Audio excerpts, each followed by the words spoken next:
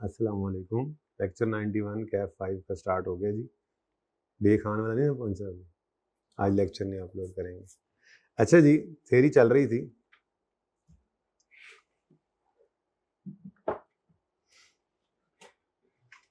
थोड़ी सी थ्योरी रह गई थी, फटाफट कर लें, हो सकता है कुछ आने वाले अभी आ रहे हो। यह ना IS 37 वाला कि नवा काम जड़ा है वो, वैसे तो ये बहुत इंपॉर्टेंट है। हाँ हाँ IS 30, हाँ IS 37 का, IS 38 का है, ये देख लेना। अच्छा चलो, तो कोई गल नहीं थी। हैं, अजीब सा सवाल है, देख लो, कर लेना, देखी जाएगी। हैं, अच्छा जी, मैंने उनको देख के कहा, मैंने कहा जाने दो।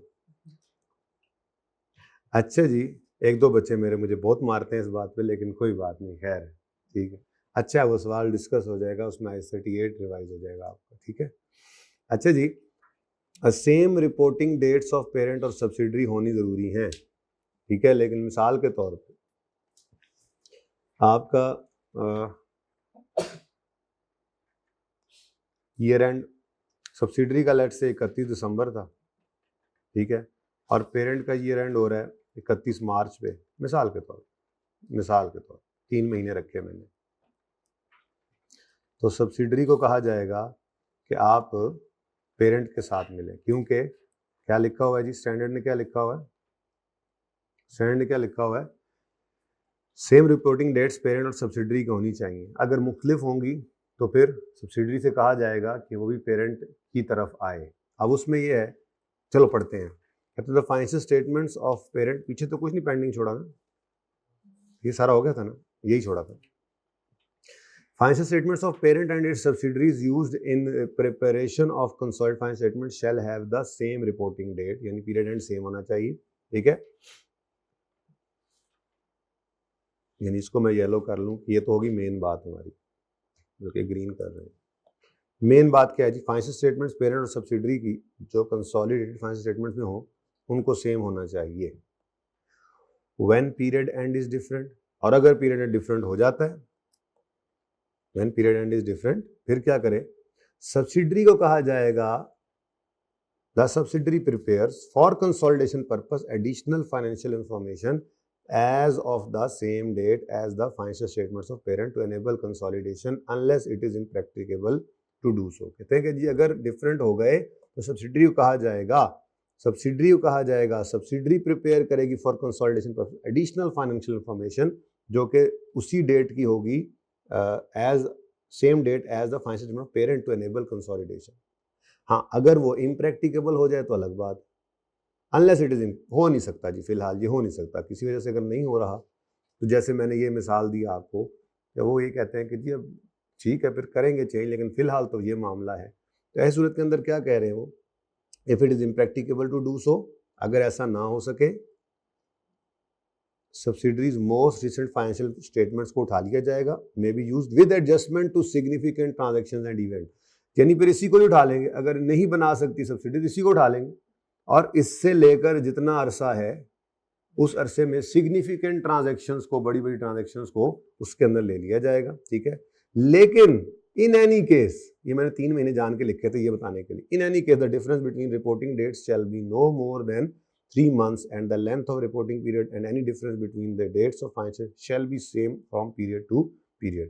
कहता है अगर ये नहीं हो सकता, मुमकिन ही नहीं है, ये सब्सिडरी कहती है हमारी तो इंडस्ट्री ऐसी, हमने 31 दिसंबर पे ईयर एंड करना है, ये हो ही नहीं सकता, तो फिर क्या है, फिर इसको फाइनेंशियल स्टेटमेंट्स रिसेंट वाली उठाया करेंगे और उसके बाद क्या कर लिया करेंगे, इसमें जो सिग्निफिकेंट इवेंट्स आए उनको ले लिया करेंगे। लेकिन इन एनी केस ये डिफरेंस बिटवीन रिपोर्टिंग डेट्स जो है ये 3 महीने से ज़्यादा का नहीं होना चाहिए, और फिर length of reporting periods and any difference between the dates of shall be the same from period to period. फिर ये है कि हमेशा के लिए फिर ऐसे ही चले, फिर हर साल 31 दिसंबर वाली फाइनेंशियल स्टेटमेंट उठाओ, 3 महीने की एडजस्टमेंट करो और आगे, और 3 महीने से अगर ऊपर है तो ये स्टैंडर्ड नहीं बताया, लेकिन अब आपको पता होना चाहिए। वो ये कह रहा है कि पहली बात तो ये सब्सिडरी को चाहिए कि 31 मार्च की ही फाइनेंशियल स्टेटमेंट अपनी बनाए, नहीं बना सकते तो फिर अपनी ईयर एंड वाली फाइनेंशियल स्टेटमेंट को उठाकर उसकी फाइनेंशियल स्टेटमेंट को उठा लेंगे जो मोस्ट रिसेंट है, और उनमें हम एडजस्टमेंट्स कर लेंगे। लेकिन अगर ये 3 महीने से ज्यादा का अरसा है फिर ये भी नहीं हो सकता, फिर सब्सिडरी को लाजमी बनानी ही पड़ेगी, ठीक है। इसके बाद आप MCQ 49 करने के काबिल हो जाएंगे। ठीक है जी, ये सारी बातें हमने कर ली थी। फिर 7 कंटिंजेंट लायबिलिटी, मैंने कहाँ से कहा था कि आप खुद पढ़ना। हाँ, यहाँ से ज़रा थोड़ा सा ना स्पीड पकड़ी थी मैंने और कहा था बस बस बस ठीक है ठीक है। यूनिफॉर्म अकाउंटिंग पॉलिसीज तक तो होगी बात, सब्सिडरी सारी की सारी लेनी है, कोई ग्राउंड नहीं है किसी को एक्सक्लूड करने का। बस कंसोलिडेशन की माफी सिर्फ इस सूरत में थी, ये बता दिया था आपको। ये तस्वीर से हेल्पफुल हो गया था, वरना तो बहुत लंबी लंबी कहानियां थी इसमें। ठीक है, आगे कहता है जी यूनिफॉर्म अकाउंटिंग पॉलिसीज, ये पढ़ा दिया था बल्कि, यहां से बात जरा ढीली छोड़ी थी। एक्विजिशन मेथड किसे कहते हैं? एक्विजिशन मेथड कहते हैं कि जी जब all business combinations are accounted for by acquisition method. सब कंसोलिडेशंस को हमने कैसे करना है? कंसोलिडेशन हमेशा कैसे करनी है? एक्विजिशन मेथड से, जिसके अंदर क्या करना है? एक्वायर्ड को आइडेंटिफाई करना है, एक्विजिशन डेट को, फिर recording and measuring identifiable asset and liabilities assumed and any NCI in the acquiree, कि आपने रिकॉर्ड करना है आइडेंटिफिएबल एसेट्स और लायबिलिटीज को, और कोई नॉन कंट्रोलिंग इंटरेस्ट है तो उसको भी लेना है, इसको भी देखें। ठीक है, और रिकॉर्ड करें और मैयर करें गुडविल या गेन फ्रॉम बार्गेन परचेज, जिसको हमने क्या कहा था? Negative goodwill. तो ये पॉजिटिव गुडविल को हम उसने गुडविल ही कहा हुआ स्टैंडर्ड में, जिसको हम पॉजिटिव गुडविल कहते थे, याद है? और गेन फ्रॉम बार्गेन पर परचेज क्या है? ये है आपकी नेगेटिव गुडविल।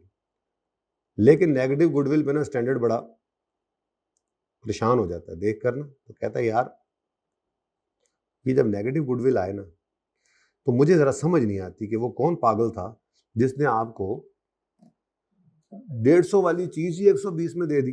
ठीक है, तो नेगेटिव गुडविल आए साथ, ये पहले पढ़ो अब, ये अब इसके साथ पढ़ लेते हैं। एक्विजिशन मेथड आया, हमने एक्विजिशन मेथड आया और हमने जब गुडविल निकालने की कोशिश की तो गुडविल की बजाय क्या आ गया? बार्गेन परचेज पे गेन आ गई, यानी नेगेटिव गुडविल आ गई। तो फिर आ जाए तो क्या करना है? वो कहता है bargain purchase in a business combination in which calculation of goodwill leads to a negative figure. होता क्या है पहले उसने ये बताया।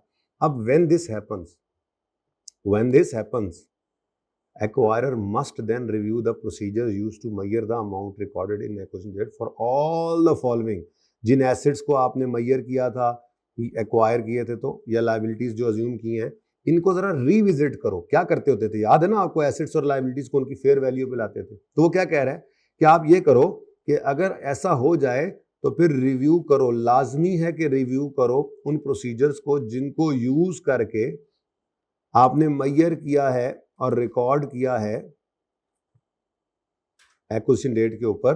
ठीक है, जो मेजरमेंट और रिकॉर्डिंग की है, किन किन चीजों की? एसेट्स की, लायबिलिटीज की। एनसीआई को चेक करो कहीं उसमें तो कोई गड़बड़ नहीं की आपने, या जो कंसीडरेशन आपने ट्रांसफर की है कहीं उसमें तो गलत कैलकुलेशन नहीं होगी। यानी अच्छे से तसल्ली करो। वो अच्छा भला आपको पता ही है कंसीडरेशन ट्रांसफर करने में बड़े बड़े मसले होते थे। ठीक है, तो कंसीडरेशन ट्रांसफर की, जरा उसको देख लो, एनसीए को जरा चेक कर लो, और सबसे इंपॉर्टेंट एसेट्स लायबिलिटीज जो आपने मतलब लिए थे उस दिन फेयर वैल्यू पे भी लाते हैं, गेन लॉस रिकॉर्ड करते हैं, उनमें जरा चेक कर लो उनके अंदर आपने क्या प्रोसीजर्स लगाए थे, उनमें कोई गलती तो नहीं है। ठीक है ना, ये तसल्ली करो। फिर ठीक है, अगर आपकी तसल्ली फिर भी होती है तो इसका मतलब यही है कि गला बड़ा परेशान सी, उसकी समझ नहीं आ रही होनी, उसको उससे काम नहीं चल रहा होना, वो कहीं जा रहा होना है, वो बस जाते हुए सस्ते रहेगा होगा, यही होगा। लेकिन आपने तसल्ली करनी है, ये स्टैंडर्ड कहता है। ठीक है, तो सही है। और कंटिंजेंट लायबिलिटी के बारे में क्या कहा था जी स्टैंडर्ड ने? कंटिंजेंट लायबिलिटी के बारे में, कंटिंजेंट लायबिलिटी होती है जो कि डिस्क्लोज की जाती है। अब तो आपको पता है इस 37 के तहत क्या होता है जी, सेपरेट फाइनेंशियल स्टेटमेंट में वो क्या होती है? डिस्क्लोज्ड। क्या होती है जी? डिस्क्लोज्ड। अब मेजरमेंट एट एक्विजिशन डेट कैसे करनी है? एज पर IFRS 3, यानी कि आपने उसको मेजर कर लेना है। कंटिंजेंट लायबिलिटी सिर्फ क्या होती है? डिस्क्लोज। लेकिन कंसोलिडेशन करते हुए हमने क्या कहा था जी, इसकी फेयर वैल्यू निकालकर इसको रिकॉर्ड कर लें, expense debit, provision credit. Expense कहाँ पे? In working one. याद आई है ये बात? ठीक है, इसके बारे में इसने कहा हुआ है। ठीक है, नेक्स्ट एक्विजिशन डेट डिटरमिन करनी है, और बड़ी औखी गल दसी है जी। अच्छा, ये सेम अकाउंटिंग पॉलिसीज वाली बात तो समझ आ गई हुई है ना? सर कि कुछ और एग्जांपल दूं इसकी? FIFO एफको, ये भी एक एग्जांपल है। इन्वेंटरी पेरेंट FIFO लगा रहा था, सब्सिडरी एफको लगा रही थी। कंसोलिडेशन करते हुए सब्सिडरी से कहेंगे तो तुम भी एफको पे लेके जाओ। एक पॉलिसी होनी चाहिए अब्बा वाली, ठीक है ना? अच्छा जी, acquisition date is the date on which acquirer effectively obtains control of the acquiree. बड़ी मेहरबानी जी। और इसको हमने छोड़ा था, ये अब कर लेते हैं, ताकि एक सवाल में भी ये आया था और रिस्ट्रक्चरिंग की आई थिंक कॉस्ट आई हुई थी एक सवाल के अंदर, पास पेपर में याद होगा, तो यहां से हो जाएगी।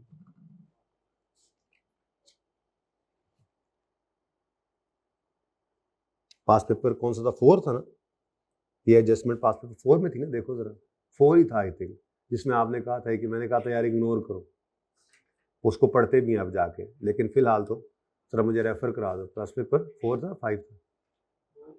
एडजस्टमेंट कौन सी है? हाँ, एडजस्टमेंट नंबर 1 2 3 कौन सी थी? 3। Page number 255। ठीक है जी, ये मैंने रेफर कर दिया, फिर जाके इसको पढ़ लेते हैं, पहले यहां से देख तो ले। Expected cost, the cost the acquirer expects but is not obliged to incur in future to affect its planned, एक मिनट रसादा रखें, the cost acquire, इसको मैं highlight, the cost acquirer expects but is not obliged to incur in the future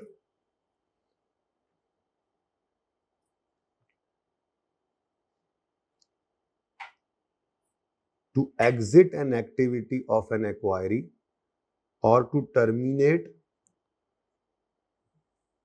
असल में तो restructuring पढ़ने के बाद ये पढ़ना चाहिए था, चलो खैर, और टू, आज पढ़नी है रिस्ट्रक्चरिंग वैसे आई से, और to terminate the employment of और रीलोकेट एन एक्वायरीज एम्प्लॉइज,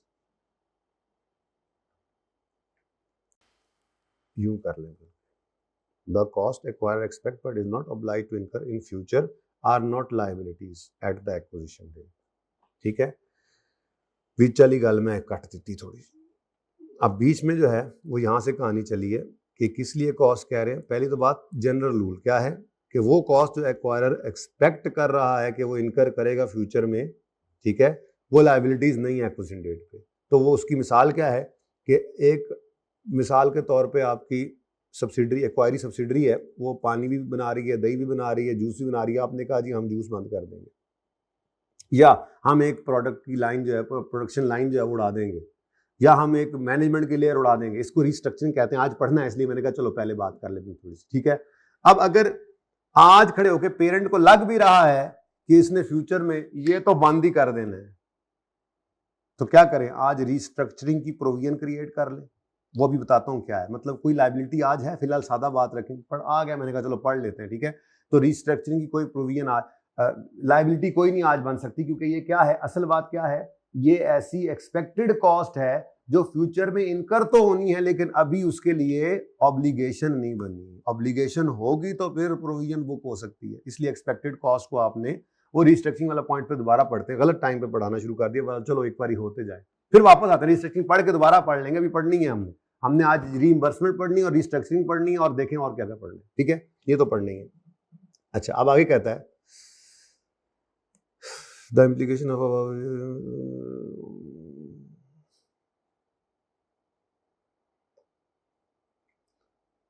अच्छा जी, ठीक है, okay, including future loss.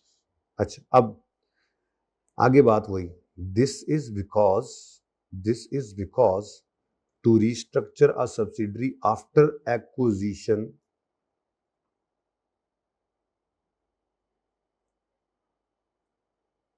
Eight the acquisition date, हुई है एक ऐसा प्लान है, मुझे लग रहा है कि ये पहले पढ़ा दिया, चलो खैर कोई बात नहीं, जितना हो गया।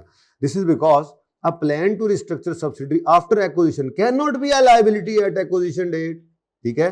For liability, for there to be liability, which वाली लैंड छो, for there to be liability there must have been a past obligating event. और ये आपको बता दूं, आज मैं आपको बताऊंगा कि जो रिस्ट्रक्चरिंग भी करनी पड़ती है ना, उसके लिए ऑब्लिगेशन तभी अराइज होती है जब आप अनाउंसमेंट कर दें, जब एक्सपेक्टेशन अगले के डेवलप हो जाए। यानी आप कहते हैं भाई हम बंद करने जा रहे हैं फैक्ट्री, अब आज अगलों ने सुन लिया, उन्होंने तैयारियां पकड़ ली, अब आपने फिर कुछ एक्सपेंसेस जो बियर करने हैं उनकी आज प्रोविजन बुक करें, जिसके अंदर सबसे मेन कॉस्ट होती है, उनको फारिग करेंगे तो कुछ पैसे देकर भेजेंगे, रिडंडेंसी कॉस्ट कहते हैं। ये आज पढ़ना है, माजरत इस तरफ आ गया, लेकिन चलो, there must have been a past obligating event that is announcement. अब अभी तो सोचा है दिल में उसने क्या, और मैंने ना इसकी ये दही वाला जो सेगमेंट है ना, इसको दही बनाता है, ये भी बंद कर देना, ठीक है? तो ठीक है, बंद कर देना, सोचा ही है ना, अभी अनाउंसमेंट तो नहीं हुई, ठीक है? तो there must have been a past event that is announcement. थोड़ी सी जल्दी में कर गया हूँ, बहरहाल फुल स्टॉप यहाँ पे लगा दें, ये मैं जुमला आपके लिए तैयार कर रहा हूँ, ठीक है? लाइबिलिटी कैन बी रिकॉर्डेड, इसको जरा विचो कट करने दो, ये जुमला तैयार हो गया बहरहाल, इंशाल्लाह वहां से पढ़ते हैं तो और क्रिस्टल क्लियर हो जाएगी ये बात। Liability can be recorded if, यहां से यूं काट दो, लो जी तैयार, गर्मा गर्म तैयार हो गया आपका concept, liability can be recorded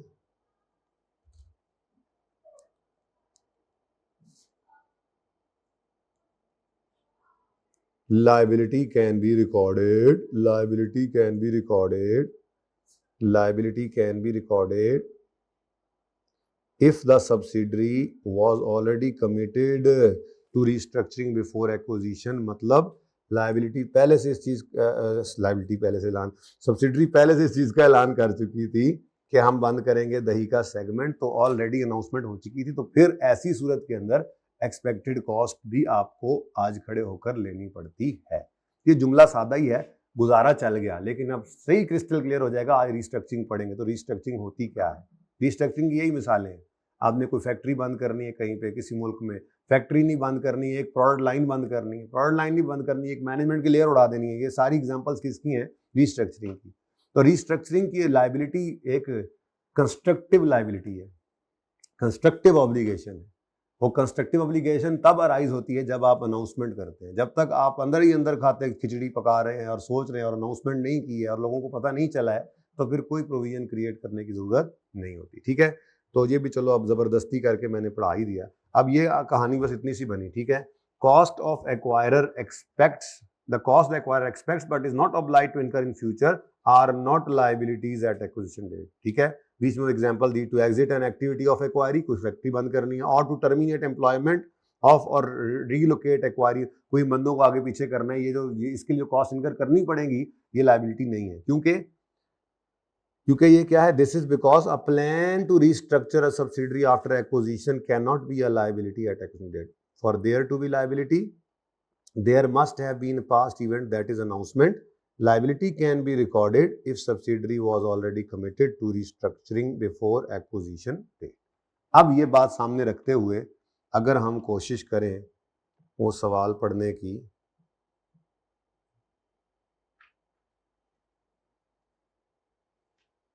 आज खुल जाओगे भाई, आ जाओ, मेहरबानी आपकी। ओके,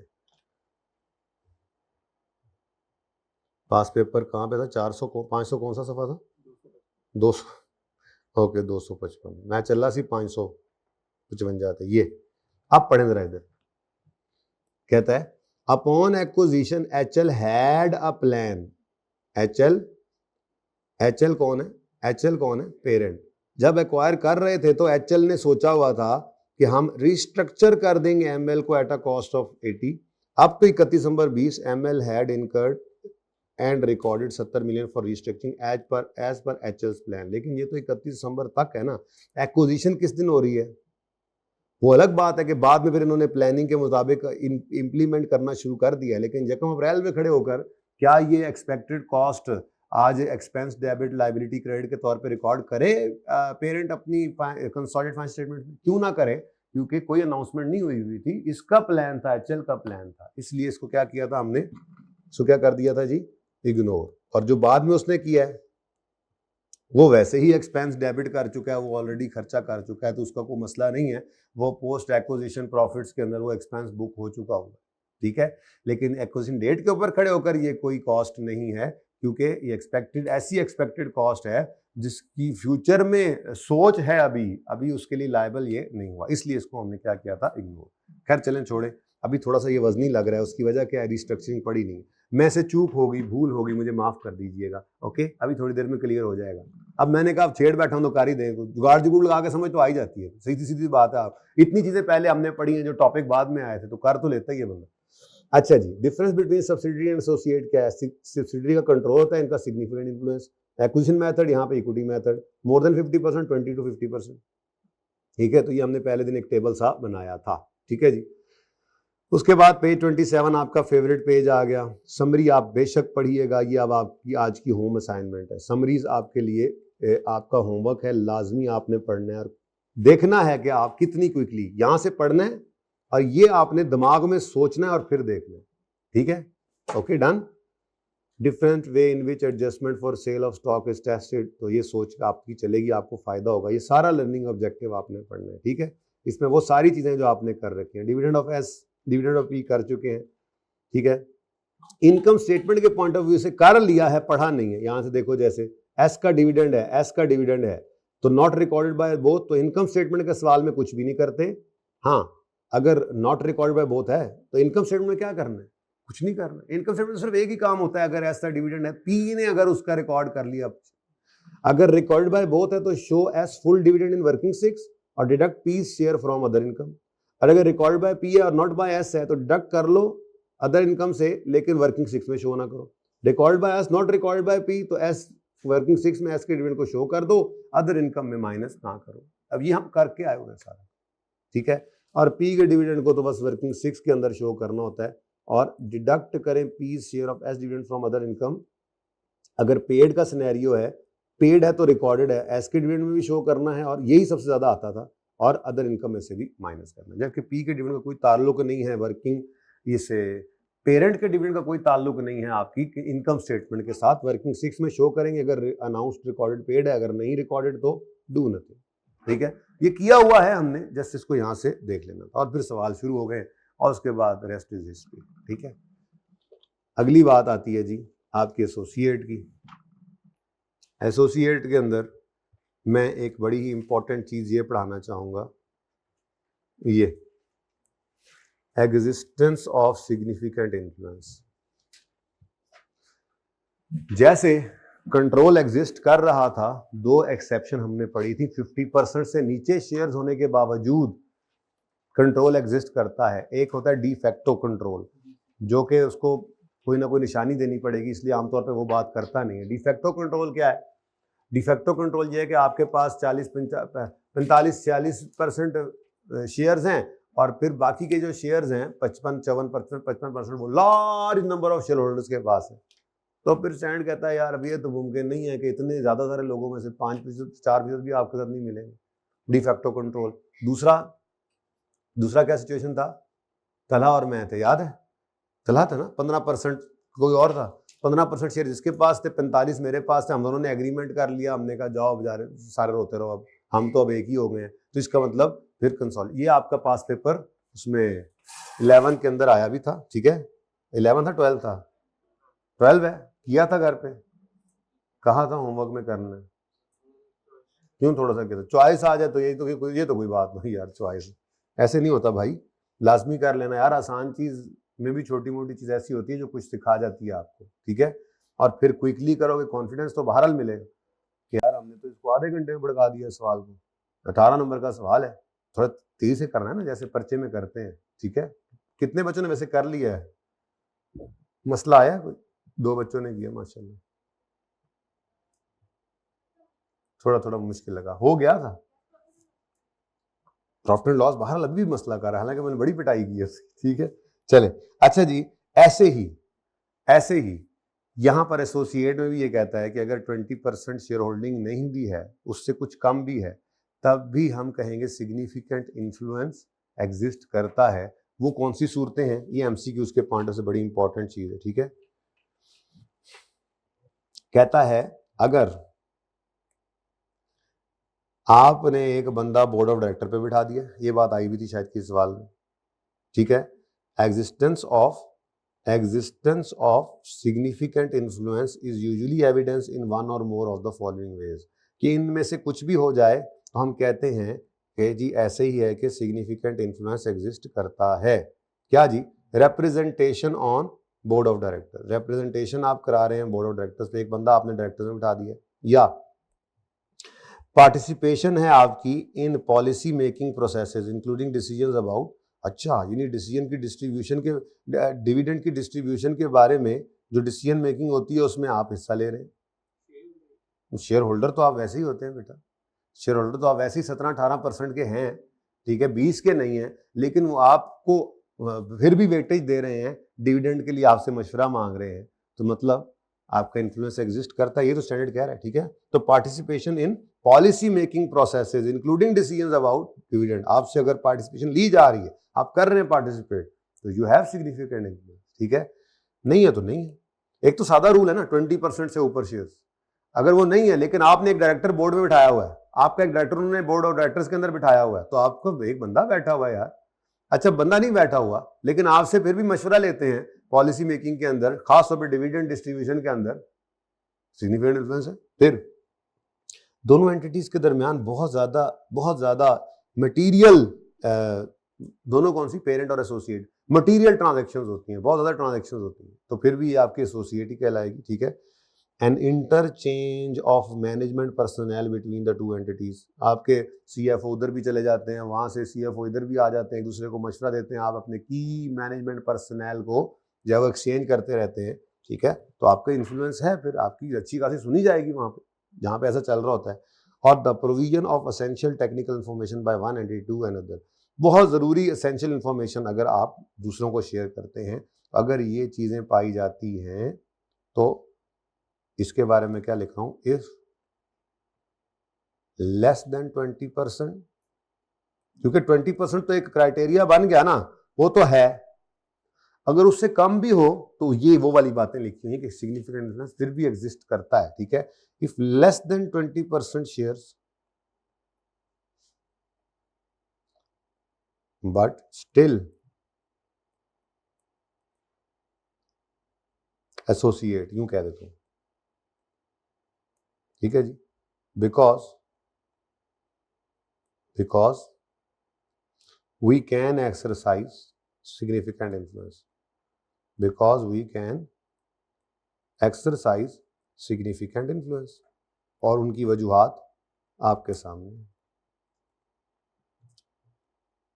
आपका डायरेक्टर मौजूद, आपसे मशवरे लेते हैं, आपके साथ मटीरियल ट्रांजैक्शंस हैं, आपके साथ बंदों का लेन देन है, आपको ज़रूरी मशवरे दिए जाते हैं या आपसे लिए जाते हैं, तो ये सारी बातें निशानदेही करती हैं कि आप सिग्निफिकेंट इन्फ्लुएंस फिर एग्जर्ट कर सकते हैं। जहाँ पे इस तरह के मामलात हों, जिन रिश्तेदारों की तरफ ज़्यादा आना जाना हो, वहाँ पे फिर आप सिग्निफिकेंट इन्फ्लुएंस अपना एग्जिस्ट आपका कर रहा होता है, चाहे आपका कंट्रोल नहीं भी है, सुनी ज़रूर जाती है थोड़ी बहुत आपकी, ठीक है, सही है, सही है। चले अब बहुत हुआ, ठीक है, इसको फिर अब देखते हैं, वैसे बचा तो इसमें कुछ भी नहीं है, ये इक्विटी मेथड आपको पता ही है, लेकिन ये कर लेते हैं इंशाल्लाह, ठीक है। लेकिन आपने घर पे क्या कर लेना है, उसको छोड़ देना है जो मैंने बीच में छोड़ा है, ये आपका होमवर्क है, इसको रीड ओनली करना है। रिकॉर्डिंग इन्वेस्टमेंट कैसे करनी है, प्रॉफिट कैसे रिकॉर्ड करना है, ये सारी बातें आपने पढ़ी हुई हैं, जरा यहाँ से देख तो लें एक बार, लाजमी, ठीक है। छोटी छोटी एग्जाम्पल्स हैं, थोड़ी सी देख लीजिएगा, हर्ज कोई नहीं है, ठीक है, ओके। ये आपके लिए वर्किंग्स की गई हैं कि पीएनएल बैलेंस शीट का सवाल करेंगे तो वर्किंग 1, वर्किंग 2, 2.13, 3.1, 4, 6, 7 करते हैं, और अगर इनकम स्टेटमेंट करें तो वर्किंग, सिर्फ इनकम स्टेटमेंट वर्किंग 1 तो करनी है, वर्किंग 5, 5.1, 5.2, 5.3 और वर्किंग 6 हो सकती है। ये पॉसिबल जो वर्किंग्स हैं इस इन दोनों चैप्टर्स को मिलाकर जो आप करते हैं, ये सिर्फ लिखा हुआ है यहाँ पे, ठीक है, ओके। ये अभी मैंने आपको पढ़ाना है, ये वैसे वही है, मेरे ख्याल में इस पे 5वां ऐड कर दें तो, है ना। चले, हमने इसको अलग से बना लिया हुआ है, दोनों कॉस्ट मॉडल यूज कर रहे हैं, दोनों रिवैल्यूएशन, एक रिवैल्यूएशन दूसरा कॉस्ट, एक कॉस्ट दूसरा रिवैल्यूएशन, एक और भी तो था, कोई था, 4 ही थे, अच्छा चलो इसको भर लेना फिर, चलें जी, आ जाए IS-37 के ऊपर। IS-37, ये कौन सा IS-37 खुल गया, अच्छा मैंने लिखा कुछ नहीं था इसमें, अच्छा मैंने नया ओपन कर लिया, गुड, अच्छी बात। हाँ जी, क्या हाल है जी आपका IS-37 का, IS-37 का क्या तबीयत है, ठीक है, कुछ लाइबिलिटी साइड कुछ याद है, अगर हमारे खिलाफ केस हुआ हो, और केस क्यों हुआ होगा, कोई पास्ट इवेंट हुआ था जिस वजह से केस हो गया, लीगल ऑब्लिगेशन है, तो present obligation due to past event हो और future outflow of benefits probable हो और एस्टीमेट भी रिलायबल हो, तो प्रोविजन रिकॉर्ड की जा सकती है और साथ डिस्क्लोजर भी दे देना। लेकिन अगर आउटफ्लो प्रॉबेबल ना हो, बल्कि पॉसिबल आउटफ्लो हमारे काबू में ना हो, या आउटफ्लो तो प्रॉबेबल हो लेकिन रिलायबल एस्टीमेट ना लग रहा हो, दोनों सूरतों के अंदर कंटिंजेंट लायबिलिटी डिस्क्लोज की जाती है, जर्नल एंट्री नहीं की जाती। और अगर आउटफ्लो पॉसिबल भी नहीं है बल्कि लेस देन 5% चांसेस को रिमोट कहते हैं, तो फिर आपने कुछ भी नहीं करना। लेकिन एसिड साइड के ऊपर अगर आप आए, तो एसिड साइड के ऊपर जरा स्टैंडर्ड एहतियात करता है प्रूडेंस को देखते हुए, कहता है अगर तो वर्चुअली सर्टन हो गया है तो फिर रिसीवेबल बुक करो। वर्चुअली सर्टन कब होगा, जब जिसके खिलाफ आपने केस किया है वो मान जाए, या जज साहब हमारे हक में फैसला कर दें, या इंश्योरेंस कंपनी कह दे जी हम पैसे देंगे, तो एग्री कर दें, वर्चुअली सर्टन हो जाए, फिर रिकॉर्ड कर लो, डिस्क्लोजर की जरूरत नहीं है। लेकिन अगर हाई चांस भी है पर वर्चुअली सर्टन नहीं है, तो एसिड साइड की वजह से हमें क्या कहते हैं, कंटिंजेंट एसिड रिकॉर्ड करो, इसको डिस्क्लोज सिर्फ रिकॉर्ड बोलो, सॉरी कंटिंजेंट एसिड डिस्क्लोज करो और इसकी रिकॉर्डिंग की इजाजत नहीं। इसी वजह से आपको एक सवाल के अंदर नजर आया था कंसोलिडेशन करते हुए, IFRS 3 और 10 जब आए थे तो उन्होंने कहा था कंटिंजेंट लायबिलिटी है, इसको रिकॉर्ड करो कंसोलिडेटेड फाइनेंशियल स्टेटमेंट्स के अंदर, expense, debit, provision, credit, prudence. जब एक और सवाल के अंदर कंटिंजेंट एसेट आया था तो उसको हमने क्या किया था, इग्नोर, क्योंकि कंटिंजेंट एसेट नहीं, सिर्फ वर्चुअली सर्टेन एसेट रिकॉर्ड हो सकता है, प्रूडेंस कॉन्सेप्ट। ये भी एक एडजस्टमेंट के अंदर आपका टेस्ट है। और अगर आपका हाई चांस नहीं है, लेस देन 50% है, तो चाहे 50% से नीचे, चाहे 0% है, चाहे 49% है, आपने उसको डिस्क्लोज नहीं करना, बताना ही नहीं है, कोई उम्मीद नहीं लगानी है, रिकॉर्डिंग की तो बात ही वैसे नहीं करनी। ठीक है, ये बात करने के बाद हमने 2 अदद सवाल किए थे। ठीक है, इन सवालों को मैंने अर्ज किया था कि आपने लिख कर लाना है, और लिखना आपने है उस सफ़े से जिस सफ़े के ऊपर आपने, वो सफ़ा यहाँ खोल लेते हैं, ज़रा फ़ायदा हो जाएगा, एक तरफ वो दूसरे भागेगा नहीं। 2 फाइलें खोलने का आज फ़ायदा हो गया। फिर ये रहा, ये यहाँ मैंने आपको कहा था कि जो प्रोविजन वाला हिस्सा है उसके लिए यहाँ से लिखेंगे, जो कंटिंजेंट लायबिलिटी है वो यहाँ से, रिमोट के लिए ये, जो वर्चुअली सर्टेन एसेट है वो ये, कंटिंजेंट एसेट है ये, कोई ना प्रॉबेबल है ना पॉसिबल है तो उसको कुछ भी नहीं करना। और बीच में कभी कभी ये वाले सवाल भी आ रहे थे कंस्ट्रक्टिव ऑब्लिगेशन वाले, तो ये 7 चीज़ें आपको लिखने के लिए भेजी थी। कितने बच्चों ने 5वीं और 6ठी एग्जाम्पल के अंदर ऐसे ही किया था? अब ये हाथ देख लें आपने, 2 छुट्टियों में आप ये करके आए। ओके, ये यूं लिखना था जी, ठीक है, वैसे मैंने बताया था, ठीक है, आपने यूं लिखना था, ये सामने रख कर ही लिखना था जी, ठीक है। As at 30 June, company should record a provision because at reporting date there is present obligation in respect of past event, which in this case is फलां चीज रुपीज इतने pending claim by this, by जो भी बंदा है, ठीक है, is most likely that company would require to pay as advised by legal advice, therefore provision shall be recorded। अब ये वाली बात आपने अपने अल्फाज में ऐसे लिख लेनी थी। ये आपका 5वां सवाल है, छठा सवाल है, ठीक है, जिसके अंदर QGL की फैक्ट्री में आग लगी थी, ठीक है।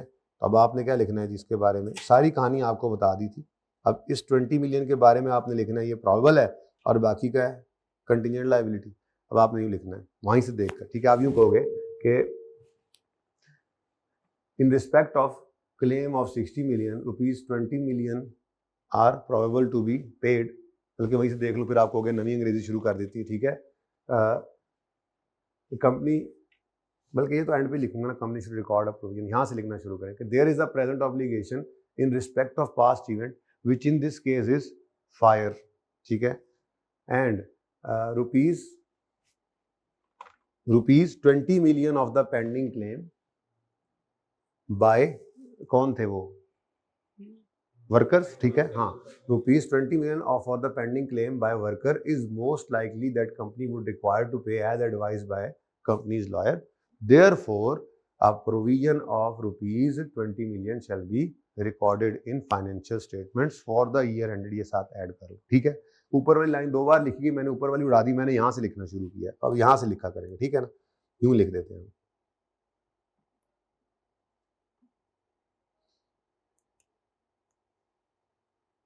यहाँ से एट बैलेंस शीट डेट या reporting date there is a present obligation due to past event, यहाँ पे अपनी वजह लिख दिया करेंगे, और रुपीज इतने pending claim by this is likely most like that company would require to pay, या probable is probable pending claim by workers is probable, जरा आसान कर लें, मोस्ट लाइकली अगर परेशान कर रहा है चलेगा, चलो मैंने अब मिटा दिया, is probable that a company would require to pay as advised by company's lawyer, therefore a provision should be recorded for an amount of 20 million. ठीक हो गया। अच्छा अब बाकी बच गया 40। अच्छा बल्कि इसमें मैंने ये कहा था दोनों लिख लो, दो थे ठीक है, सॉरी तो यूं आपने लिख लेना 20 + 10, लेकिन अब इसमें दो चीजें आ गई, ठीक है, इसमें वर्कर भी आ गया और दूसरी चीज क्या थी जी, दूसरी चीज क्या थी, एक तो आ गया ना ये गवर्नमेंट एजेंसी है, दूसरा क्या है डिसीज्ड वर्कर्स, ठीक है। तो आपने अब यूं लिख लेना, इकट्ठा करोगे ना तो 20 + 10 को तो यूं लिखोगे कि at reporting date there is a present obligation in respect of past event, bracket में लिख दोगे which is fire in this case, और आगे लिखोगे जो कि ये बड़ा इंपॉर्टेंट है, अब IAS 10 जब पढ़ेंगे ना तो तब पता लगेगा कि एक्सप्लोजन कब हुआ है, बिफोर ईयर एंड। अगर धमाका ईयर एंड के बाद हो तो फिर कोई और बात होगी, ठीक है। तो ये धमाका पहले होना जरूरी है, केस चाहे बाद में भी आ जाए, अगर फाइनेंशियल स्टेटमेंट हमारे हाथ में है ना, केस बाद में भी आ जाए कोई मसला नहीं है, धमाका हमारे साल से पहले होना जरूरी है, आग साल से पहले लगना जरूरी है, जख्मी साल से पहले उनका होना जरूरी है, पास्ट इवेंट जरूरी है, ठीक है। तो ये बड़ा जरूरी है लिखना, ठीक है। खैर at reporting date there is a parent obligation respect of past event which in this case is fire that occurred before year end, ठीक है। अब रुपीज कितना 30 बनता है, रुपीज 30 मिलियन, ब्रैकेट में यूं लिखकर बताओगे फिर 20 + 10 या 10 + 20 जो भी है, ठीक है ना। तो rupees 30 million for pending claims by deceased worker families and government agency are required to be paid as are probable that company would require to pay as advised by a company lawyer, therefore a provision should be recorded for an amount of 30 million। अब बात समझ आई, दोनों को इकट्ठा कर दिया। अब दूसरा रह गया, दूसरा हिस्सा क्या है, दूसरा हिस्सा है 40 मिलियन इधर से भी और 25 मिलियन इधर से भी, ये कंटिजेंट लायबिलिटी के तौर पर डिस्क्लोज होंगे। अब इसके लिए अंग्रेजी वहीं से उठाएं, एक दो दिन मैंने कहा था ये कर लेंगे तो फिर जरूरत नहीं पड़ेगी उस सफ़े की। अब मैं भी इधर ही आया हूँ क्योंकि मैं भी हर बार मुख्तलिफ अंग्रेजी लिखवाऊंगा, तो वो आपके काम की चीज़ नहीं है। ICAP भी आता अंग्रेजी मुख्तलिफ कर, वो काम की चीज़ नहीं है। 2-3 सवालों में इसको लिख के बस ये तरीका है, ये छोटे से छोटी जगह पर आपने सारी बात लिख देनी है, स्टैंडर्ड की सारी बातें बीच में लिखी जाएंगी। तो कंटिजेंट लायबिलिटी हो तो क्या कहोगे, फॉर एन अमाउंट ऑफ कितना बनता है जी 50 65, ठीक है। ब्रैकेट के अंदर फिर बताओगे कैसे बनाइए, कैसे बनाए, मैं खुद ही देख लेता हूँ जी। 40 जमा 25, ठीक है। तो for an amount of 65 million rupees it is possible that an outflow number will be required, therefore a contingent liability would be disclosed, इधर आगे ऐड कर लो थोड़ा सा, in notes to the financial statements, ठीक है, कॉमा आगे लिखो क्या बताना है, giving brief description of event and estimate of financial effect, ठीक हो गया। अच्छा अब उसके बाद इसमें तो कोई रिमोट वाला चक्कर था ही कोई नहीं, ठीक है, तो ये कहानी खत्म होगी। और अगर होता भी कोई चीज़ ऐसी आ जाती है जिसके बारे में कोई रिमोट वाला हो तो उसके बारे में एक लाइन लिखने में कोई हर्ज नहीं है कि इसको रिमोट चांस को हमने ना डिस्क्लोज करना ना अकाउंट फॉर करना, ठीक हो गया, सही है। अच्छा अब आगे क्वेश्चन नंबर 5 की तरफ। इसमें एसेट साइड थी, आपने किसी के खिलाफ केस किया था और 6 मिलियन उसने मान लिया था, हमने कहा था ये वर्चुअली सर्टन हो गया क्योंकि वेंडर खुद एग्री कर गया है, तो इसको एज अ रिसीवेबल रिकॉर्ड करना, ठीक है। बाकी बच गया 4 मिलियन, उसमें से 70% के बारे में उसके अब्बू ने कहा था कि जी आपको दे देंगे, तो अब चूंकि ये प्रोबेबल था, ठीक है, ये वर्चुअली सर्टन नहीं हुआ था, ठीक है, उनको लग रहा था कि ये चलो सही है, तो इसको डिस्क्लोज करेंगे एज अ कंटिजेंट एसेट, जबकि उसके अलावा वाला जो 1.2 है उसके चांसेस 30% है, तो उसको हमने बिल्कुल ही सिरे से एसेट साइड इग्नोर कर देंगे, डू नथिंग, ठीक है। अब इसकी अंग्रेजी लिखनी है, अब आएंगे हम अपने इसी सफ़े की तरफ। हाँ एक चीज़ मैंने कहा कल भी उस दिन भी मिस कर गए थे, वो क्या था, ये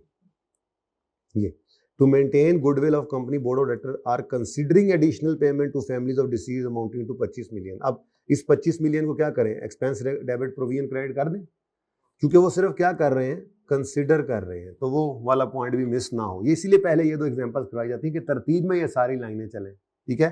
तो ये आपका जनाब पॉइंट नंबर 4 आ गया कि the obligation for payment of payment to families जो भी है, फैमिलीज इज नाइदर, यहीं से कंटिन्यू कर, नाइदर लीगल नॉर कंस्ट्रक्टिव, ठीक है, ये ऐसे अलग ना करें, ठीक है ना, as the matter is still under consideration and no formal announcement was made that may create valid expectation, therefore no provision shall or disclosure shall be made, ठीक है, ऐसे लिखना है यहाँ से देखकर, प्लीज इसको समझिए वरना हमारे जाएंगे, मुझे नहीं, मुझे क्या। अच्छा आगे एसेट साइड पर, अब एसेट साइड है 10 मिलियन का क्लेम है, 6 मिलियन वर्चुअली सर्टन है, तो क्या लिखेंगे वर्चुअली सर्टन के बारे में, claim to the extent of 6 million is expected in principle by the vendor, therefore it will be taken as virtually certain to be received and will be recorded as an asset now, ठीक है। और बाकी कितना बचा था, अब ये लिखने से हजरत वरना तो बैठे रह जाएंगे हम, देखना पड़ेगा, ठीक है। 4 मिलियन का फिर 2.8 करना है, ठीक है, तो वो आपने आगे 2.8 जब लिखना है तो आगे ब्रैकेट में यूं लिखोगे, 2.8 कैसे निकला होगा, 4 into 70%। सवाल मैंने पढ़ा नहीं रहा, दोबारा पढ़ा हुआ है, वहीं से ये बनाया, ठीक है।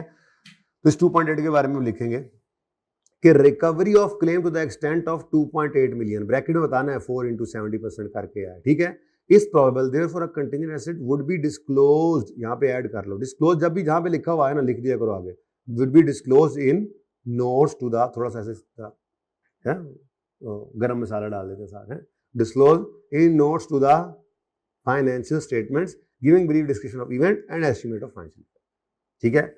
और बाकी बच गया 30% यानी 1.2, इसके बारे में लिख दो कि ये 1.2 जो है ये पॉसिबल है या रिमोट है, जो भी है इसके लिए कुछ भी नहीं करना, तो नॉट प्रोबेबल है यानी पॉसिबल है या रिमोट भी है, तो रिकवरी ऑफ रुपीज कितना 1.2 is remote, therefore it will not be accounted for और डिस्क्लोज।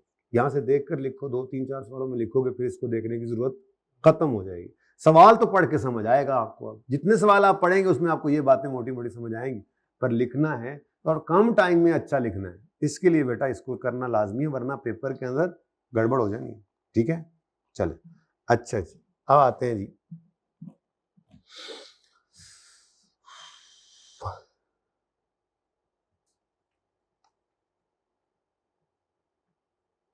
हमने अभी तक जो पढ़ा वो सिर्फ प्रोविजन थी, ठीक है, कुछ छोटी छोटी चीजें इसमें बीच में हैं, अभी वो भी मैंने पढ़ानी है, बाद में पढ़ा देता हूँ। चलो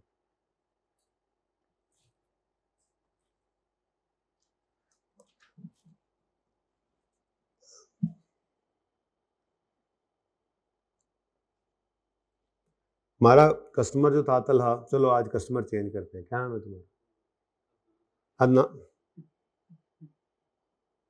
अब सर अदनान की एग्जांपल बनाए फिर हैं, क्या नाम है तुम्हारा, उस्मान, ठीक है यार, हैं मैंने पिज़्ज़ा खिलाना है ख़राब वाला, ठीक है, तो सर अदनान को ना खिलाना अच्छा नहीं लगता। अच्छा अब जी हमारा कस्टमर है अदनान, ठीक है जी, कस्टमर अदनान जो है, सॉरी कस्टमर उस्मान जो है, ठीक है, ये यू कैपिटल है, ये ना फतवा ना ला देना अंग्रेजी वाले। अच्छा ये जनाब इसने ना जाकर एक पिज़्ज़ा शॉप से पिज़्ज़ा खाया, ठीक है जी, और पिज़्ज़ा शॉप का पिज़्ज़ा खाते ही घर आया, इसकी तबीयत बड़ी ख़राब हो गई, इसका पेट ख़राब हो गया, ठीक है, पेट में दर्द हो गया, हॉस्पिटल जाना पड़ा, 2-4 ड्रिपें लगी, अल्लाह ना करे ऐसा हो, वैसे कह रहा हूँ, ठीक है। तो इसने कहा हो ना हो, गड़बड़ तो पिज़्ज़ा में ही थी, तो भाई इसने ना कस्टमर ने पिज़्ज़ा वाले दुकान वालों के खिलाफ, ठीक है, क्या कर दिया, केस कर दिया, ठीक है।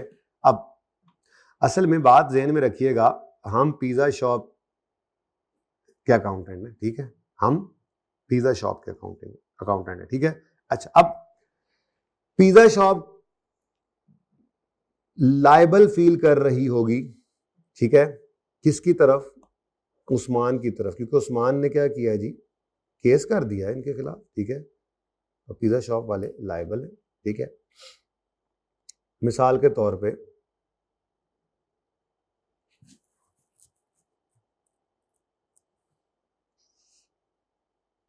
100 रुपए का इसने हर्जाना कर दिया, 100, 1000, लाख, आपकी मर्जी है, ठीक है, जितना आपने करना है, मैं जरा मिसाल के लिए जरा आसान, ठीक है, क्या जी 100 रुपए का इसने क्या कर दिया, दावा कर दिया, तो अब इसके हम पिज़्ज़ा शॉप क्या है, रिटेलर के खिलाफ क्या हो गया, रिटेलर या मैन्युफैक्चरर जो भी है, ठीक है ना, मैं रिटेलर का लफ्ज इस्तेमाल किया, सवालों में बहुत ज्यादा होता है, ठीक है ना।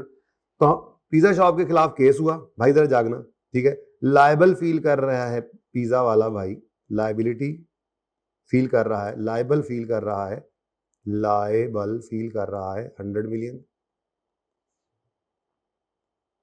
ठीक है जी। और नेक्स्ट,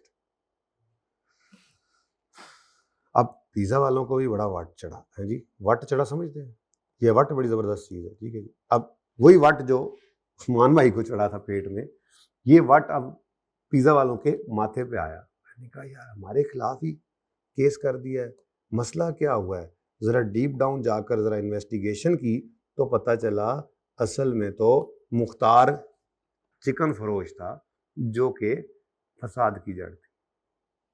क्या मतलब, मुख्तार चिकन वाले ने, मुख्तार को जानते हैं, मुख्तार को, ये हमारे जहाँ से मैं चिकन कभी कभार लिया करता हूँ, ये उसका नाम है, कोई बात नहीं।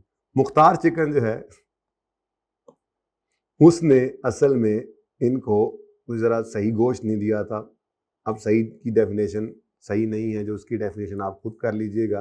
तो मुख्तार चिकन को जो गोश्त मिला है वो गोश्त गड़बड़ है। अब पिज्जा वालों ने क्या किया, मुख्तार चिकन के खिलाफ केस कर दिया, ठीक है। क्यों केस किया, पिज्जा शॉप वाले कह रहे हैं कि तुम्हारे इस सब स्टैंडर्ड चिकन की वजह से हमारे कस्टमर का पेट खराब हुआ, तबीयत खराब हुई, गुडविल भी हमारी खराब हुई है, तो तुम हमें मिसाल के तौर पे चलो 100 ही कर लो, 100 का ही कहा, ठीक है जी। हमने कहा जी 100 रुपए तुम हमें दो, क्योंकि अब उसने हमारे खिलाफ केस किया है। अब ये इंपॉर्टेंट थिंग इज, एक ही पार्टी है और ये दोनों चीजें आई हैं, एसेट और लायबिलिटी साइड एक वक्त में ही एक्टिव हुए हैं, ठीक है। तो मुख्तार चिकन ने भी कहा हाँ मारे गए। ये मैं इसको मैन्युफैक्चरर लिख देता हूँ, आमतौर पर सवालों के अंदर इस तरह से लिखा होगा, उससे परेशान ना होना, ठीक है, कि कस्टमर, रिटेलर और पीछे मैन्युफैक्चरर बैठा होता है, ठीक है। तो पिज्जा शॉप वाले ने मुख्तार चिकन के खिलाफ केस किया, मुख्तार चिकन वाला मान गया कि जी हाँ माना, हमसे गलती हुई है, हम इंसान गलती का पुतला है, कोई नहीं, होगी गलती हमसे, आप ये पकड़ें, हम एग्री करते हैं कि आप हमसे 100 रुपया ले ले, हम आपको देने के लिए तैयार है 100। अब ये एंटाइटल्ड कितना है, 100, ठीक है। अब ये पिज्जा शॉप की अकाउंटिंग हो रही है, किसकी जी, पिज्जा शॉप की अकाउंटिंग हो रही है। तो पिज्जा शॉप वाले अपनी किताबों में 2 एंट्रीज पास करेंगे और पिज्जा वाले अपनी फाइनेंशियल स्टेटमेंट्स के अंदर इसको कैसे प्रेजेंट करेंगे, अब ये मैं आपको समझाने लगा हूं। बात सिर्फ हो रही है किसकी, पिज्जा शॉप, ठीक है। तो पिज्जा शॉप वाले एंट्री पास करेंगे, एक्सपेंस डेबिट, प्रोविजन क्रेडिट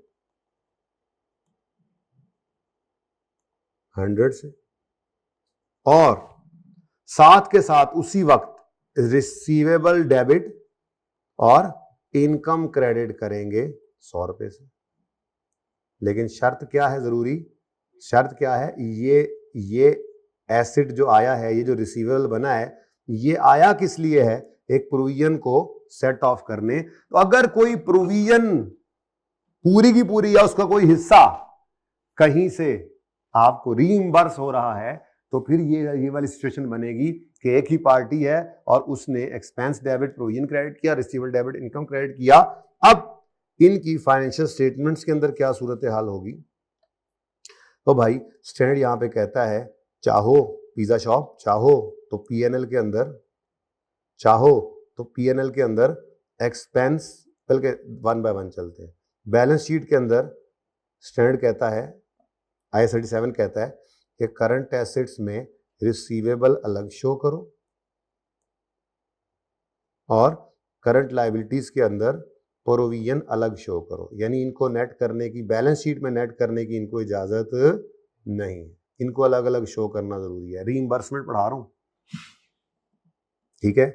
अच्छा, लेकिन पीएनएल के अंदर कहता है स्टैंडर्ड, अगर चाहो तो आप अलग इनकम एक्सपेंस बुक करो, चाहो तो ऑप्शन देता है, इसको क्या कर लो, नेट कर लो। अब इससे होगा क्या, एक्सपेंस कोई नहीं नजर आएगा, कोई बात नहीं, ऑप्शन है स्टैंडर्ड की तरफ से, ठीक है, जहां ऑप्शन है मैंने उसको एक्सरसाइज करके लिख दिया, ये हमारी रीइंबर्समेंट पूरी होगी। बस एक छोटी सी चीज अब रह गई है, इसकी समझ आती है तो बताओ, कोई मसला इसमें? अच्छा, पेज नंबर 332 पे एग्जाम्पल 7 बेसिकली मैंने आपको करवाई है, पढ़िए जरा। बाद में अंग्रेजी पढ़ेंगे और जो उसमें से याद करने वाली 2 लाइनें वो बता दूंगा, और फिर जो रीइंबर्समेंट आएगी उसको वहां से लिखना सीखेंगे आज। और क्या हम कर क्या सकते हैं, और ये करेंगे, ठीक है। अच्छा जी, a retailer company estimates that it will cost 100,000 to fulfill its obligation in respect of guarantees offered to its, अब रिटेलर ऑब्लिगेशन फील कर रहा है to customer. The manufacturer however offers a guarantee to retailer company. Retailer को कौन guarantee कर रहा है? Manufacturer. यहां से रीइंबर्समेंट होनी है क्या क्या कि एंटायर 1 लाख, इसको आगे कि एंटायर 1 लाख वर्चुअली सर्टन है कि वो मैन्युफैक्चरर से आ जाएगा। तो 100 के लिए लायबल फील कर रहे हैं, 100 के लिए ही एंटाइटल्ड फील करेंगे। तो ये आपकी मैंने अभी एग्जांपल करवा दी, कोई मसला? बोलो। ये जनाब आपका था एग्जाम्पल 7A। को मसला इसमें है तो बताओ। हाँ जी, सही है। एग्जाम्पल 7 है, जर्नल एंट्री क्या होगी और फाइनेंशियल स्टेटमेंट्स में क्या होगा। उसके बाद अभी आपको बताता हूं रीइंबर्समेंट की अंग्रेजी सारी की सारी 1 मिनट में भी पढ़ लेते हैं, कोई मसला ही नहीं, ठीक है, सही है। अच्छा 7B पढ़ते हैं, वो क्या कहता है? कहता है अब इंडिपेंडेंट सिनेरियोज है, ठीक है, ये साइड पे कर दो। अब दूसरी सूरत क्या है? वो कहता है कि 100 रुपए की लायबिलिटी फील कर रहे हैं लेकिन अमाउंट ऑफ 120 मैन्युफैक्चरर बड़ा दरिया दिला। उसने कहा मैं तुम्हें 120 देता हूं। आपने कहा अच्छा, इसका मतलब रिसीवेबल डेबिट और इनकम क्रेडिट 120, क्योंकि ये क्या है? ये तो वर्चुअली सर्टन है। ये क्या है? वर्चुअली सर्टन है। अब यहां पे IAS 37 आगे बढ़ेगा और वो कहेगा ये सादा रिसीवेबल नहीं है कि आपने किसी के खिलाफ केस किया था, अकेला वही है। असल में ये रीइंबर्समेंट है एक प्रोविजन की। तो ये रीइंबर्समेंट की अमाउंट प्रोविजन से कभी भी बढ़ नहीं सकती। Maximum up to the amount of provision ही ये जा सकती है, इससे ऊपर नहीं जा सकती। अब जहन में आएगा, शैतान आपको बहकाएगा कि बाकी का 20 भी तो वर्चुअली सर्टन है, तो जब वो आएगा तो क्या करेंगे? बेटा जी जब वो आएगा तो उस वक्त इनकम बना लेना, कोई मसला नहीं है, किसी ने रोका है आपको, ठीक है। फिलहाल स्टैंडर्ड क्या कहता है? रीइंबर्समेंट चूंकि प्रोविजन को सेट ऑफ करने के लिए आई है, इसलिए मैक्सिमम इसको लिमिट करना है up to the amount of provision, ठीक है। हाँ, कम होता 80 होता तो 80 लिखते, 80 होता तो 80 लिखते। यहाँ पे 100 माइनस 80 करके 20 का एक्सपेंस आता, प्रोविजन 100 और यहाँ पर 80 का एसेट, सॉरी प्रोविजन 100 और 80 का एसेट। 100 ही एक्सपेंस था, 100 ही प्रोविजन आ गई, ठीक है, एक्सपेंस 0 हो गया, प्रोविजन भी 100 और रिसीवेबल भी 100। लेकिन अगर रीइंबर्समेंट बढ़ जाए प्रोविजन के अमाउंट से, IAS 37 कहता है नहीं, क्योंकि ये प्रोविजन को रीइंबर्स करने आई है, इसलिए maximum to the amount of provision ये रिकॉर्ड हो सकती है, ठीक है। उसके ऊपर वाली को फिलहाल रिकॉर्ड नहीं करना, जब रिसीव होगी तब उसको इनकम बना लेना, कोई मसला नहीं है, ठीक है, सही है। अब ये मैंने आपको बेसिकली रीइंबर्समेंट सारी पढ़ा दी है, अगर आपको पता लगे या ना लगे। अब मैंने ये किसका सोल्यूशन कर दिया है? 7 सोल्यूशन की सेहत पे कोई असर ही नहीं पड़ा, ठीक है। अब ये रीइंबर्समेंट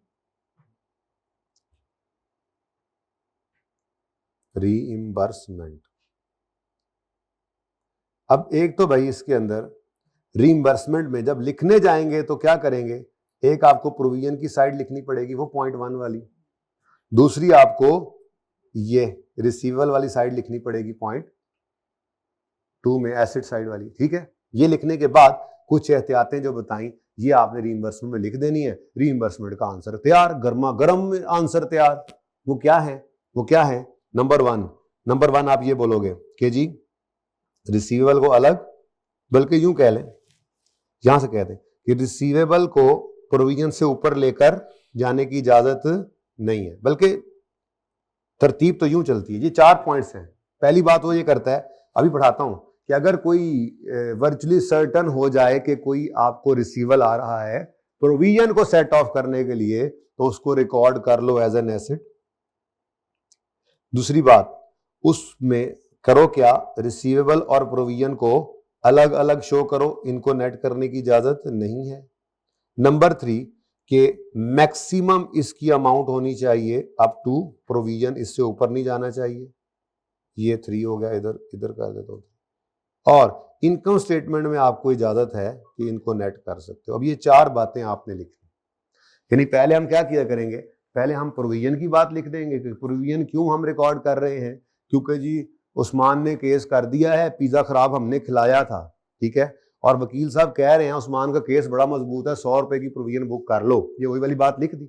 उसके बाद आगे जो है ना, अब एसिड साइड वाला प्योरली लिखने की बजाय वर्चुअली सर्टेन वाला पॉइंट ही लिखना है, लेकिन उसको लिखना रीइंबर्समेंट के कॉन्टेक्स्ट में है। कैसे, अब यहां से पढ़ के देखते हैं, ठीक है। ये सारी बात समझ आ गई हो आपको, तब मैं आगे चलूं। सारी बात समझ आ गई है ना, अब इधर देखें, where some or all of the expenses, where some or all of the expenditure required to settle a provision is expected to be reimbursed by another party, the reimbursement shall be recorded when and only when it is virtually certain that reimbursement will be received if entity settles the obligation। अब ये वो वाली बात है जो मैंने लिखवाई। तो पहले तो आपने प्रोविजन के बारे में लिख लिया, उसके बाद अगला जुमला एसिड के बारे में इस तरह से लिखना है, तो ये आपने याद करना है, ठीक है। क्या लिखोगे, where some or all of the expenditure, सम भी हो सकता था, सारा भी हो सकता है, यानी पूरा 100 हमारी एग्जांपल वाला, या उससे कम भी आए, लेकिन वो किस लिए आ रहा है, वो किस लिए आ रहा है, to settle a provision is expected to be reimbursed by another party, the reimbursement shall be recorded when and only when it is virtually certain that reimbursement will receive if entity settles the, ठीक है। अगली बात, दूसरी बात अब ये आ गई। अब ये पहली बात मैंने लिखवा दिया आपको, ठीक है। पहली बात तो प्रोविजन की आपने लिख लेनी, लेकिन इस रीइंबर्समेंट के अंदर ये पहली बात आ गई। अगली बात, the reimbursement shall be treated as a separate asset, दूसरी बात आ गई है, दूसरी बात आ गई, ठीक है। और बोलो अगली बात, the reimbursement amount of the amount recorded for reimbursement shall not exceed the amount of provision, तीसरी बात आ गई। और चौथी बात, रांगी मुक गए ने, चौथी बात फिर येलो कर देते हैं, ठीक है। In statement of comprehensive income expense relating to provision may be presented net of the amount. तो ये जनाब कहानी आपकी, ठीक है, सही है, समझ आया कुछ, ठीक है। तो ये रीइंबर्समेंट है। तो रीइंबर्समेंट की निशानी क्या है, 3 पार्टीज होंगी, आपने किसी के खिलाफ, आपके खिलाफ केस हुआ होगा और आपने उसी केस के आगे फिर वजह से किसी और के खिलाफ केस किया होगा, आप खुद को लायबल फील कर रहे होंगे, और एक्सपेक्टेशन क्या है, आप जब ये लायबिलिटी सेटल करें तो कोई दूसरी पार्टी आके उसको रीइंबर्स करे, उस सेटलमेंट को, उस प्रोविजन को, तो फिर ये रीइंबर्समेंट का केस है। 3 पार्टीज का होना जरूरी है। तो फिर पहले आप प्रोविजन की कहानी लिखोगे, तभी लिखवाता हूं, उसके बाद फिर ये लाइन लिखोगे कि where some or all of expense required to settle is expected to be reimbursed, तो फिर रीइंबर्समेंट शैल बी रिकॉर्डेड जब वर्चुअली सर्टेन हो जाए। बल्कि यहां से भी लिख लेंगे, वहां से जाके देखते हैं, सिर्फ यहीं से भी लिखा जा सकता है। रीइंबर्समेंट को कब रिकॉर्ड करना है, when it is virtually certain कि वो रिसीव होगी। फिर रीइंबर्समेंट को आपने ट्रीट करना है सेपरेट एसेट के तौर पे, मैंने बताया लायबिलिटी से अलग नजर आए, प्रोविजन से अलग नजर आए। फिर रीइंबर्समेंट एक्सीड नहीं करनी चाहिए प्रोविजन से, अभी करके देखा हमने एग्जांपल में। और आखिरी बात, पीएनएल के अंदर उसको फेस के ऊपर नेट कर सकते, रीइंबर्समेंट खत्म, ठीक है।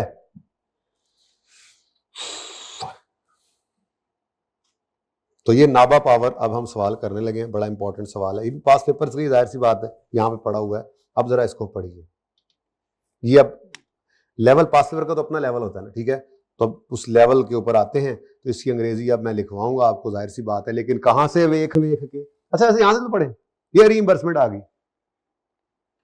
पहले पैरा 53 और 54 लिखना है, मतलब ये वही है, पैरा 53 54 है, ठीक है। वैसे आपने प्रोविजन की बात कर लेनी है थोड़ी सी, ठीक है, पैरा 14 की, लेकिन वो देखते हैं, सवाल लिखवाऊंगा। तो इधर देखो, पैरा 53 54 क्या कहते हैं, पैरे को छोड़ो तुम, बस ये देखो क्या कह रहे हैं हम, रीइंबर्समेंट पूरी कहानी लिखेंगे हम प्रोविजन वाली, और उसके बाद company should record a separate asset of rupees इतने in the statement of comprehensive income, बल्कि ऊपर वाली लाइन भी लिख कर लाऊंगा मैं, ठीक है। And may be presented net of the amount recorded in respect of reimbursement shall not, ये 3 बातें लिखी हुई हैं कि क्या करो, सेपरेट एसेट बनाओ, ठीक है, और वो इनकम स्टेटमेंट में नेट हो सकता है और वो ज़्यादा नहीं होना चाहिए, ठीक है। तो चौथी बात, वर्चुअली सर्टन हो तो रिकॉर्ड करो, वो नहीं लिखी, ठीक है ना। तो हम तो उस तरतीब पे लिख कर लाएंगे, प्रोविजन लिखेंगे, उसके बाद फिर वो जुमला मैंने ऊपर से पढ़ाया उसको थोड़ा शॉर्ट कर लेंगे, वो लिखेंगे, और फिर ये 3 बातें। एसेट कब रिकॉर्ड करना है? जब वर्चुअली सर्टन हो, ठीक है। तो चलें जी, नाबा पावर, नाबा बाबा, discuss how each of the above, each के बीच में से निकाल कर एक हमने रखा हुआ यहाँ पे, नाबा पावर लिमिटेड है, और पार्ट 2 यहाँ से शुरू करते हैं, आप तब तक पढ़ें।